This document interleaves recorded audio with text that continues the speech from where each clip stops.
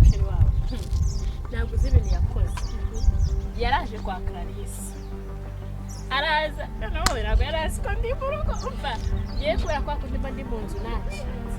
yaraje neza araza ese vuga ati mbega umuhungu uriya muhungu wawe nakabwa ufite igihe cyo kuvugana n'ingegera nishansini no umunjinyeri wawe yitwa Damascene ariko nanone ntabwo warangisha kuvuga ngo ba Damascene ntabwo warangisha sampo wagejeje ukamenya yo mu rugo basobanze twafashe Damascene ni papa we n'igisamba bafatanyije ku muhanda enda nyiguye cyane uyime ureke kwibaza arakaye tuzamuka urabona yabona amashuri agaragara ni icyaha wereka mufashe kuzwa umufashe ho mufata asa n'usanga atariho ubazise naho hafi nagwa aho nari nkeneye kumenya nishanse kuko urumva ndamutse imageze nkabona engineer waho niyo nasanga atari we yandangira abandi kandi amukobwa nawe baraka ubwiye wagasore kakabwawe